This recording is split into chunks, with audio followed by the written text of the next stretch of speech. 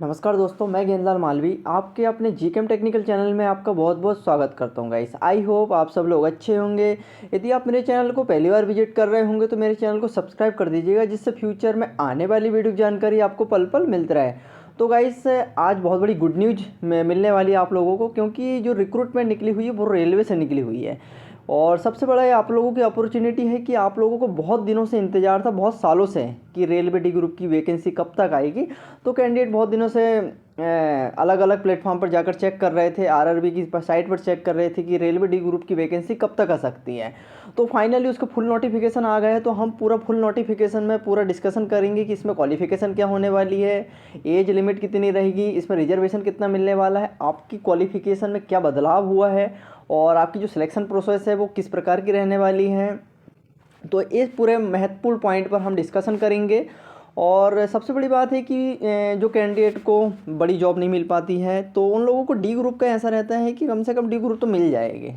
तो इसमें age limit भी कितनी है ये भी देखना बहुत ज़रूरी है। तो अभी हम पूरे डिस्कशन करेंगे इंपॉर्टेंट पॉइंटों पर। तो आप लोग लास्ट तक वीडियो में बने रहिएगा, और वीडियो पसंद आता है तो लाइक कीजिएगा, सब्सक्राइब कीजिए और अपने दोस्तों के बीच में शेयर कर सकते हो। तो ठीक है गाइस, हम देखते हैं।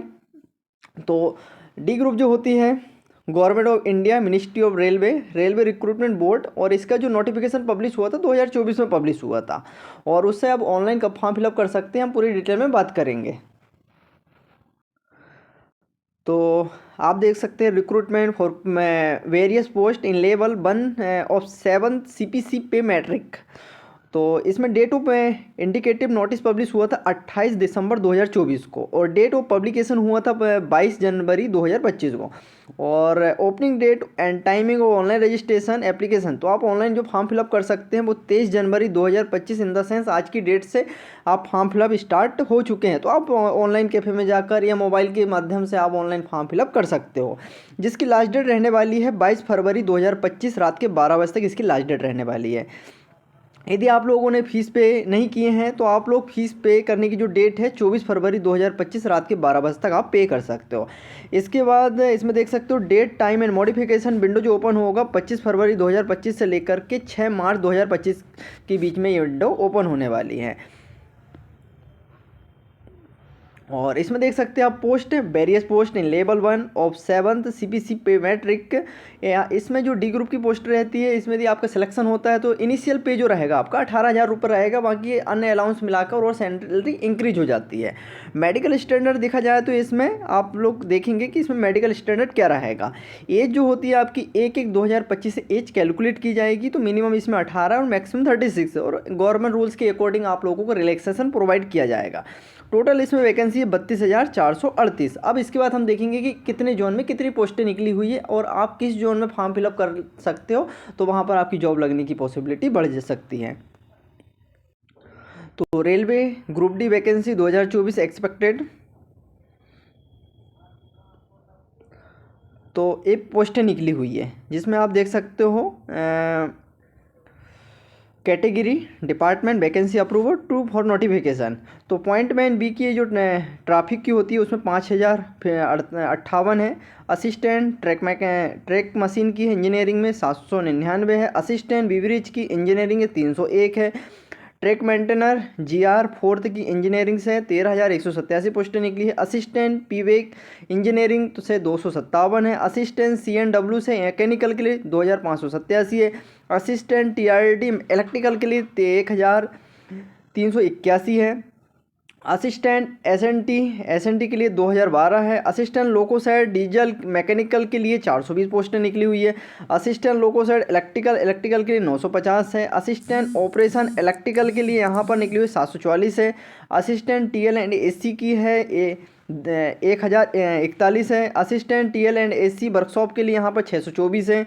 असिस्टेंट वर्कशॉप मैकेनिकल के लिए यहाँ पर 3,077 है। तो टोटल पोस्ट देखा जाए तो 32,438 पोस्टें निकली हुई है। तो ये बहुत ही शानदार। और रेलवे डी ग्रुप रिक्रूटमेंट 2024 से एजुकेशन क्वालिफिकेशन, तो इसमें सबसे मिनिमम क्वालिफिकेशन होने वाली 10th। यदि 10th के बाद आपके पास 12वीं है या फिर BA BTech है या फिर MTech है तो आप फॉर्म फिलअप कर सकते हैं। इसमें मिनिमम क्वालिफिकेशन 10वीं पास है, और 10वीं ITI या फिर NSE सभी लोग इसमें फॉर्म फिलअप कर सकते हैं। रेलवे डी ग्रुप के लिए मिनिमम 18 ईयर और मैक्सिमम 33 ईयर है। फिर उसमें गवर्नमेंट रूल के अकॉर्डिंग आपको रिजर्वेशन दिया जाता है। और जनरल के लिए 500 रुपये लगेगा, ओबीसी के लिए 500 रुपये है, एससी एसटी के लिए 250 रुपये फीस है और पीडब्ल्यूडी के लिए यहाँ पर 250 रुपये फीस रखा गया है। अब सबसे इम्पोर्टेंट है कि railway group D recruitment selection process क्या क्या होने वाला है। तो सिलेक्शन प्रोसेस सबसे पहले तो आप लोगों का सीबीटी होगा, जिसे कंप्यूटर बेस्ड टेस्ट कहा जाता है। इसके बाद आप लोगों का फिजिकल एफिशिएंसी टेस्ट होगा, जिसे पीटी कहते हैं। इसके बाद आपका मेडिकल एग्जामिनेशन होगा और अंत में आपका फिर डीबी होगा, मतलब डॉक्यूमेंट वेरिफिकेशन होगा, मेडिकल एग्जामिनेशन होगा, फिर आप लोगों की मेरिट बन के ज्वाइनिंग होगी आपके अंत में। तो अभी हम महत्वपूर्ण पॉइंट में देखेंगे।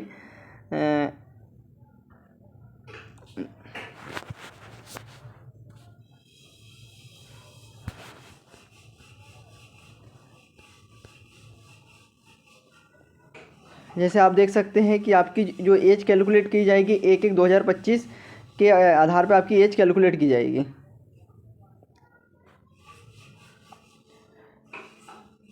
इसके बाद सीबीटी होगा, कॉल लेटर आएगा, शॉर्ट लिस्टेड होगी पीईटी के लिए।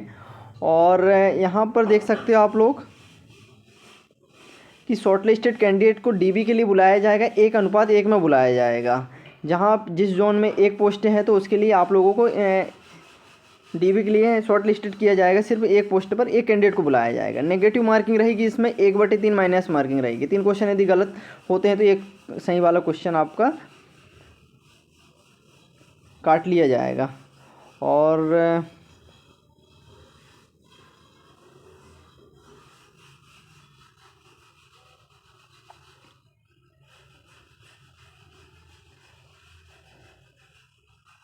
इसके बाद मेडिकल स्टैंडर्ड देख लीजिएगा, A2 वाला होता है।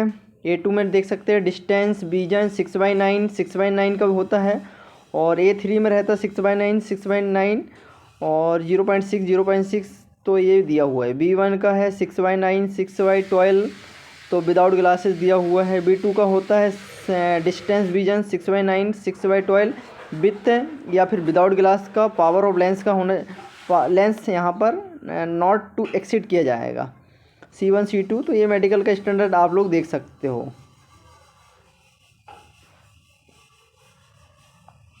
इसके बाद आप लोग फॉर्म फिलअप करते हैं तो इसके लिए आपको नेशनलिटी होना ज़रूरी है। इसके बाद यहाँ पर देख सकते हो पोस्ट लेवल 1 है, प्रिस्क्राइब एज है नॉर्मल।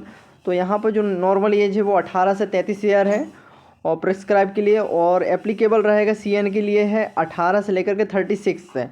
और इसमें रिलैक्सेशन प्रोवाइड किया जाएगा, जिसमें आप लोग देख सकते हैं यहाँ पर 30 ईयर दिया हुआ है कोविड-19 का।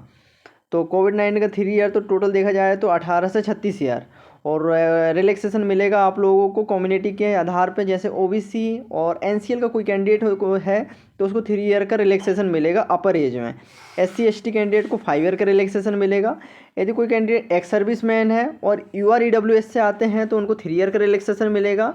और ex service man candidate OBC का है तो उसको 6 ईयर का रिलैक्सेशन मिलेगा। यदि एक्स सर्विस माने वाला कैंडिडेट SC ST का है तो उसको 8 ईयर का रिलैक्सेशन मिलेगा। तो यहाँ पर क्लियर दिया गया है। हैंडीकैप्ड के लिए UR और EWS के लिए 10 ईयर और डिसेबिलिटी वाले OBC NC वाले को 13 ईयर और डिसेबिलिटी वाले SC ST वाले को 15 ईयर का रिलैक्सेशन यहाँ पर प्रोवाइड किया जाएगा अपर एज में। और आप लोगों की जो एज रहेगी UR EWS के लिए 2/1/1989 से लेकर के, और OBC का रहेगा 0/1/1986, SC ST के लिए 2/1/1984 और आल कैटेगरी के लिए 1/1/2007। तो यहाँ पर आप देख सकते हैं। यहाँ पर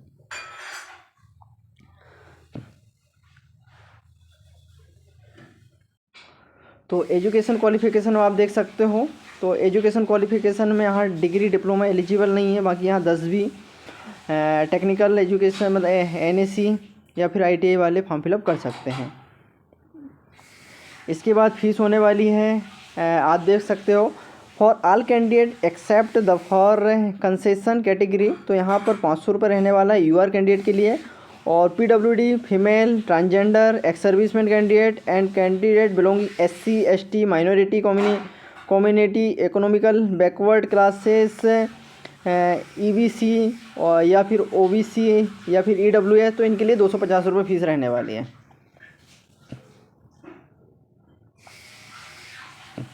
इसके बाद CVT जो एग्ज़ाम रहेगा आप देख सकते हो, computer based test.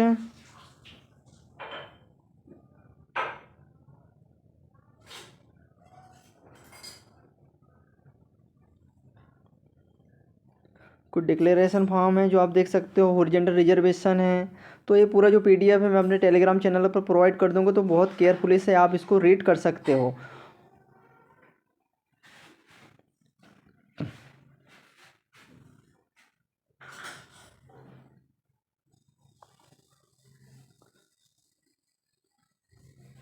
Railway act apprentice का आप देख सकते हो, CA NAC तो यहाँ दिया हुआ है अप्रेंटिस वाले का, तो आप यहाँ से केयरफुली से देख लीजिएगा।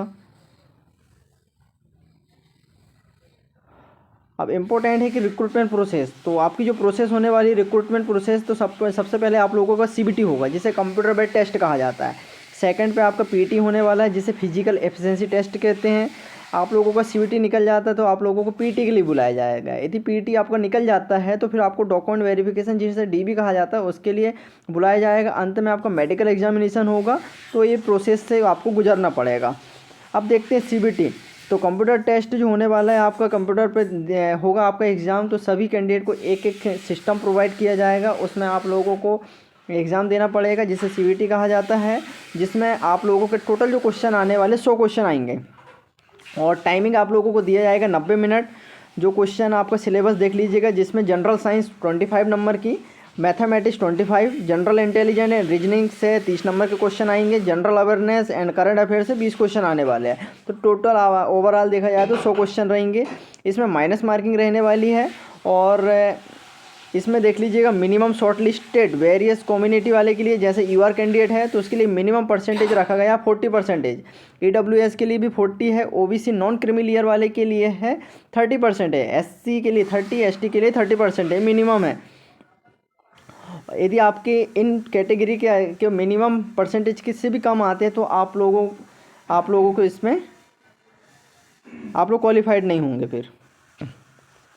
और इसमें देख लीजिएगा जैसे क्वेश्चन टाइप एंड सिलेबस में मैथमेटिक्स में आप देख सकते हो number system, board mark, decimal, fraction, LCM, SCM, तो ये सब इससे चैप्टर से रहेगा। जनरल इंटेलिजेंस रीजनिंग से भी आप देख सकते हो, जैसे मैथमेटिक्स में आपने देखे mensuration, time and work, time and distance, simple, compound interest, profit and loss, algebra, geometry and trigonometry, elementary, statistic, square root, age calculation, calendar and clock, 5 या सिस्टम से, ये सब होने वाले मैथमेटिक्स के सिलेबस में।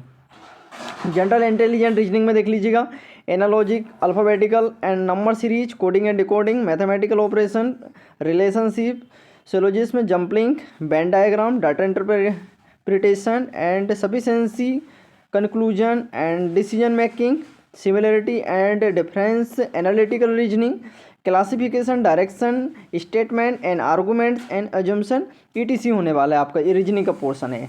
अब है जनरल साइंस। जनरल साइंस का आप लोगों का सिलेबस रहेगा, दिस कवर करना पड़ेगा आप लोगों को, जैसे physics, chemistry and life science, और ये होने वाला आपका 10वीं के स्टैंडर्ड की जो बुक है उसके आधार पर रहेगा, तो आप CBSE की बुक उठाकर ये सिलेबस कंप्लीट कर सकते हो। इसके बाद है general awareness on current affair के लिए, तो science and technology, sport culture, personality, economics, politics and any other subject से क्वेश्चन आने वाले, तो आप लोगों का ये सिलेबस है। इसके बाद PT का देख लीजिएगा मेल और फीमेल के लिए, जैसे आपका CBT क्वालिफाइड होते हैं आप लोग तो आप लोगों को PT के लिए बुलाया जाएगा। और PT में देख लीजिएगा 3 टाइम कैंडिडेट को बुलाया जाएगा, एक पोस्ट में 3 कैंडिडेट को यहाँ पर बुलाया जाएगा रेलवे के द्वारा। तो आप लोगों का यहाँ होने वाला है 35 kg वजन उठाकर आपको 100 मीटर दूरी चलना पड़ेगा वजन उठाकर, वो भी 2 मिनट में ये सब कंप्लीट करना पड़ेगा आप लोगों को। इसके बाद 1000 की मीटर दौड़ रखा गया है और ये दौड़ आप लोगों को कंप्लीट करना पड़ेगा 4 मिनट 15 सेकंड में। ये मेल कैंडिडेट के लिए है। फीमेल के लिए है 20 kg वजन को उठाकर 100 मीटर की दूरी को आपको तय करना पड़ेगा 2 मिनट में। इसके बाद है 1000 की मीटर की दूरी है, जो टाइम दिया जाएगा आपको 5 मिनट 40 सेकंड। तो ये PT होने वाला है आपको।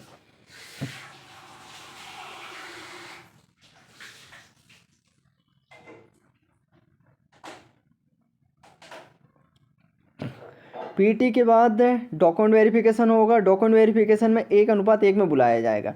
डॉक्यूमेंट वेरिफिकेशन में सभी इंपॉर्टेंट डॉक्यूमेंट्स लेकर आपको जाना पड़ेगा और वहाँ पे आप लोगों का डॉक्यूमेंट चेक होंगे।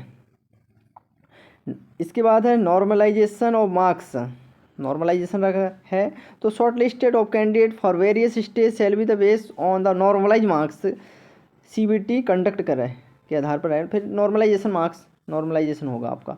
और हाउ टू अप्लाई करने के लिए आप रेलवे की किसी भी साइट पर जाकर ये फॉर्म फिलअप कर सकते हो, जिसका फॉर्म ऑनलाइन स्टार्ट हो चुका है, जिसकी लिंक मैं अपने डिस्क्रिप्शन में प्रोवाइड कर दूंगा।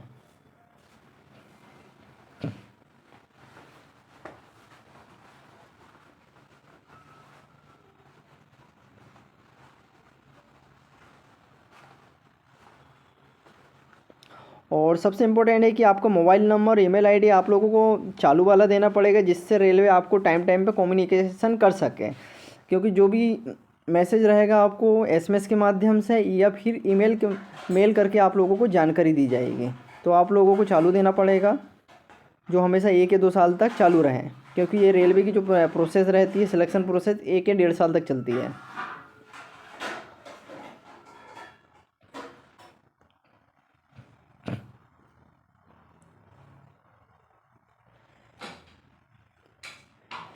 इसके बाद आप जोन देख सकते हो आरआरबी। तो ये जो जोन है name of RRB and railway Ahmedabad, Ajmer, Bangalore, Bhopal, Bhubaneswar, Bilaspur, Chandigarh, Chennai, Gorakhpur, Guwahati, Kolkata, Mumbai, Patna, Prayagraj, Ranchi और सिकंदराबाद। तो अभी हम देखेंगे कि किस जोन से कितनी पोस्टें निकली हुई है। तो आप किसी भी जोन से फॉर्म फिलअप कर सकते हो। इसके बाद ये डिक्लेरेशन फॉर्म देख लीजिएगा। जब आप लोगों की ज्वाइनिंग होगी तो आप लोगों का कम्युनिटी वाला इस प्रकार के फॉर्मेट रहते हैं, जो आप लोगों को ये सब भर के ले जाना पड़ता है। जैसे फॉर्मेट ऑफ ओबीसी एनसीएल के सर्टिफिकेट, एनसीएल के लिए आप लोगों का इस प्रकार का फॉर्मेट होना चाहिए। सेल्फ डिक्लेरेशन ओबीसी आप देख सकते हो, ये आपको ज्वाइनिंग के दौरान या डीबी के दौरान ले जाना पड़ता है। ये आपको ईबीसी जिसे इनकम सर्टिफिकेट और इकोनॉमिकल बैकवर्ड क्लासेस वाला डिक्लेरेशन फॉर्म है। आप देख सकते हो सर्टिफिकेट ऑफ डिसेबिलिटी वाला इस प्रकार का फॉर्मेट रहता है। और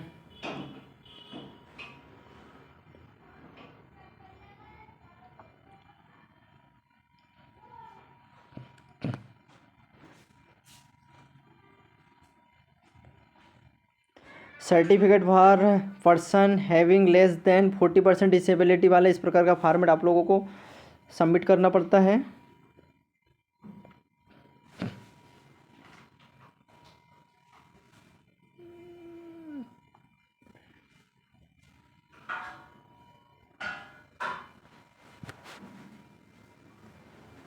अब देखते हैं किस जोन में कितनी पोस्टें निकली हुई है। तो आप देख सकते हैं railway wise post wise vacancy for the all the notified post western railway Mumbai. तो यहाँ पर आप देख सकते हो कि असिस्टेंट वर्कशॉप है, bridge assistant, carriage and wagon.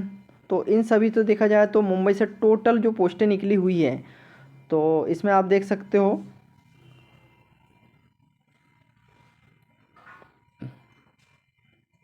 Total Mumbai से 4,672 पोस्टें निकली है। यूआर से 1892 है, एससी की 701 है और एसटी की 351 है, 1261 ओबीसी के, ईडब्ल्यूएस की 467 है। तो ऐसा टोटल 4,672 पोस्टें निकली है मुंबई से। इसके बाद नेक्स्ट देखते हैं Jaipur, north western railway Jaipur से। तो जयपुर में देखा जाए तो यहाँ से आप देख सकते हैं यूआर की यहाँ 797 पोस्टें हैं, एससी की 191 है, एसटी की 77 और ओबीसी की 217 पोस्टें हैं, ईडब्ल्यूएस की 151 है और टोटल पोस्टें देखा जाए तो 1433 निकली हुई है। तो आप किसी भी जोन से ये फॉर्म फिलअप कर सकते हो। इसके बाद नेक्स्ट देखते हैं साउथ वेस्टर्न रेलवे हुबली। तो हुबली से यहाँ देख सकते हो 207 यूआर का है, 75 एससी की है और 30 से और कैटेगरी के आप कैटेगरी और डिपार्टमेंट के अकॉर्डिंग आप देख लीजिएगा। इसके बाद एससी की 37 है, एसटी की 133 है, ओबीसी की 50 है, ईडब्ल्यूएस की 503 है और टोटल देखा जाए तो यहाँ पर 101 पोस्टें निकली हुई है हुबली से। नेक्स्ट है west central railway Jabalpur. Jabalpur से आप देख लीजिएगा, जहाँ यूआर से 769 है, एससी की 215 है, एसटी की 89 है और ओबीसी की 383 पोस्टें निकली हुई है। ईडब्ल्यूएस के लिए 158 है। टोटल 1614 पोस्टें निकली हुई है।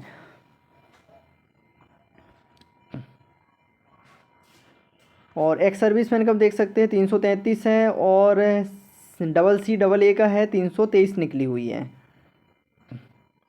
इसके बाद ईस्ट कोस्ट रेलवे भुवनेश्वर में देख सकते हो, टोटल यूआर में 405 है और एससी में 139 है, एसटी के 67 है, ओबीसी के 257 है, ईडब्ल्यूएस के 96 है। टोटल देखा जाए तो 964 पोस्टें निकली है।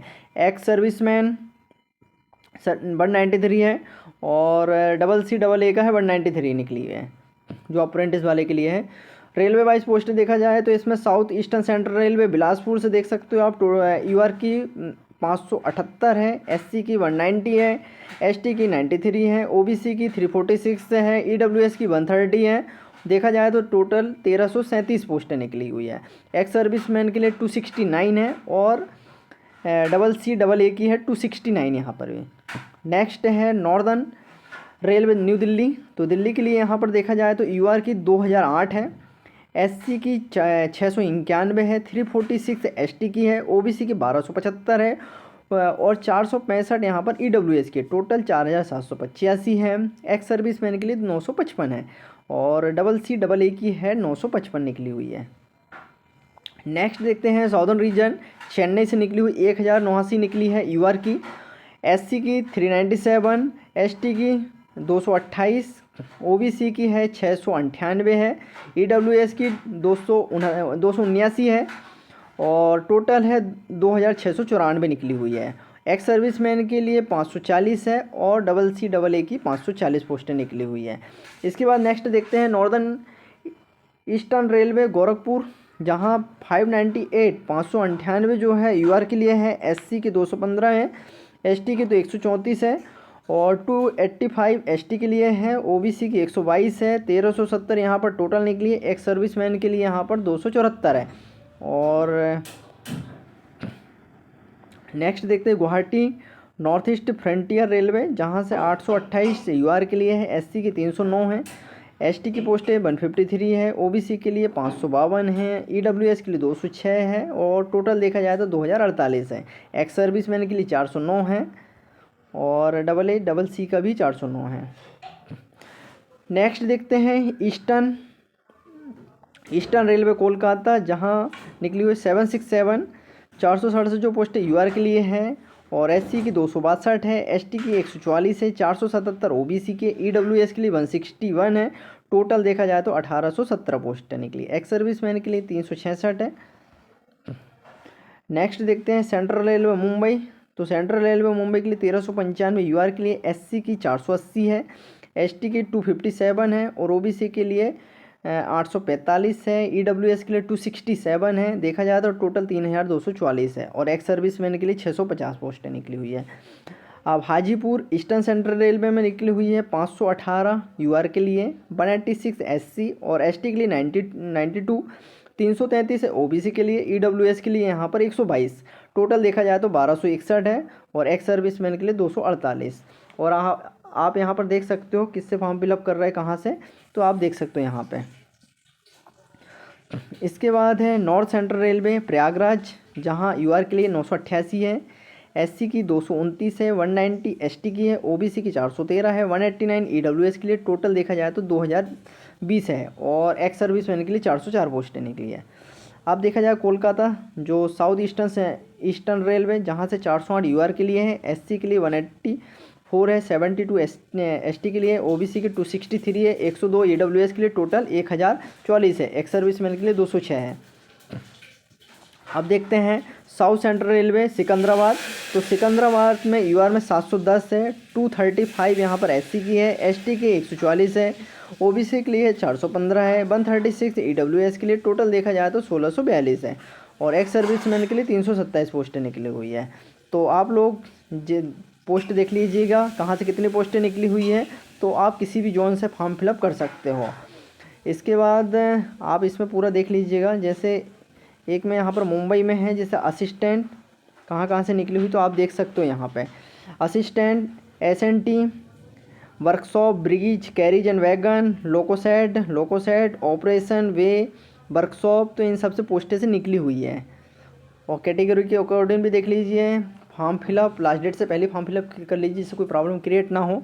आई होप आप लोगों को वीडियो पसंद आया होगा। लाइक कीजिए, सब्सक्राइब कीजिए और शेयर कीजिए। Thank you for watching.